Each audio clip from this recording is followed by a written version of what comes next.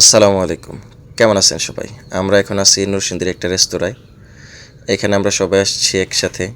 সবাই সামিররে নিয়ে খুবই চিন্তিত। সামিরও কী যেন চিন্তা করতেছে।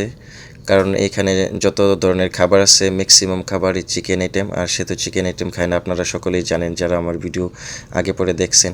সামির ভিডিও করতেছে দেখা জিজ্ঞেস করতেছিল যে কী হয়েছে। তারপর আমি তার বললাম যে আমি এখন একটা ভিডিও তৈরি করব। আর আজকের এই ভিডিওটা তৈরি করার একটা উদ্দেশ্য আছে। উদ্দেশ্যটা হচ্ছে আজকে আমার বন্ধু রায়হান মোল্লার জন্মদিন। তো আমি ক্যামেরা ধরছি, এটা দেখে গোলাপও ক্যামেরা ঘুরাইতেছিল, সেও ভিডিও করতেছিল। এই যে দেখতেছেন কী কালার, এটা লাল না কী কালার একটা গেঞ্জি পরছে, এটা হচ্ছে রায়হান, তার জন্মদিন। কত সুন্দর চেহারা, এখনও তার বিয়ে হয় নাই। এই সুন্দর চেহারার ছেলেটারে যদি কেউ পছন্দ করে থাকেন তাহলে অবশ্যই কমেন্টস করে জানাবেন, কারণ আমরা তার জন্য পাত্রী দেখতেছি। এদিকে বিপ্লব দা, রায়হান, মহিবুর, সাইদ, তারা তিনজন মিলে খুবই গভীর মনোযোগ দিয়া একদম মনে হইতেছিল যে বিপ্লব দা এই মেনু কার্ডটার ভিতরে চলে যেতেছে। এতটা গভীর মনোযোগ দিয়ে উনি এই মেনু কার্ডটা দেখতেছিল যে সকলের জন্য কি কি অর্ডার করা যায় বাজেটের মধ্যে। মহিবুর বলতেছে যে দাদা নাকি এটা ঠিক করতে পারবে না, কারণ উনি কখনোই সিদ্ধান্ত নিতে পারে না, সিদ্ধান্তহীনতায় ভোগে। খাবার অর্ডার করার দায়িত্ব বিপ্লবদার কাঁধে দেয়। এদিকে ফয়সাল আর রায়হান, ওরা দুজনই অবিবাহিত।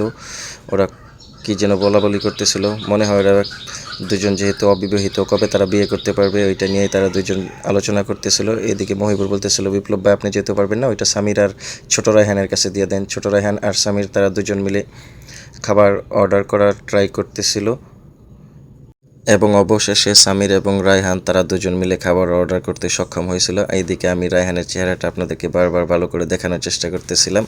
খাবার অর্ডার করতে করতে পিছনে পড়া আরিফ কাকু, টিজে, রায়হান এবং এই যে দেখতেছেন শ্রীকান্ত, তারা তিনজন বাড়ি থেকে অলরেডি চলে এসছে। ততটা সময় আমাদের লাগছিল শুধু খাবার অর্ডার করতেই।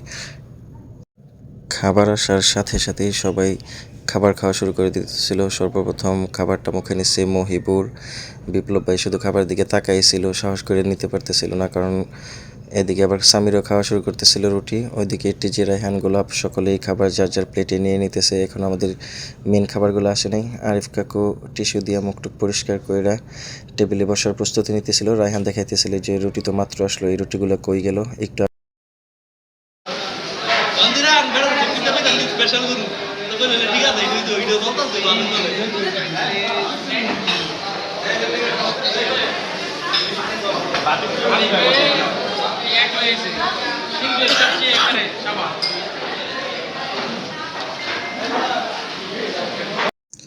সকলের খাওয়া দাওয়া প্রায় শেষ পর্যায়ে ছিল, কিন্তু ছোটো ভাই শ্রীকান্তর খাওয়া এখনও চলছে। সবাই তার জন্য দোয়া করবেন, সামনে যেন সে আরও বাড়ায় খাইতে পারে। এদিকে সবাই খাওয়া দাওয়া শেষ করে আড্ডা গল্পে মেতে উঠেছিল, কিন্তু কিছু লোকের খাওয়া এখনও বাকি আছিল। তো আজকের ট্রিটটা যেহেতু বন্ধু রায়হান তার জন্মদিন উপলক্ষে দিছে, বিগত কয়েক বছর যাবৎ আমি দোয়া করতেছিলাম যে আল্লাহ সামনের জন্মদিনে যেন তার আর আমাদেরকে ট্রিট দিতে না হয়, সে যেন তার বউ নিয়ে ট্রিটটা দিতে পারে, কিন্তু আল্লাহ আমার এই দোয়াটা কবুল করতেছে না।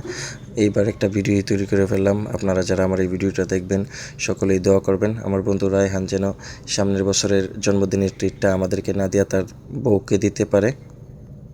আজকের ট্রিটটা বন্ধু রায়হান দিয়েছিল নরসিংদীর মেজবান রেস্টুরেন্টে। এইখানে খাবার দাবারের মান আলহামদুলিল্লাহ খুবই ভালো ছিল, কিন্তু তাদের সার্ভিসটা একদমই দুর্বল।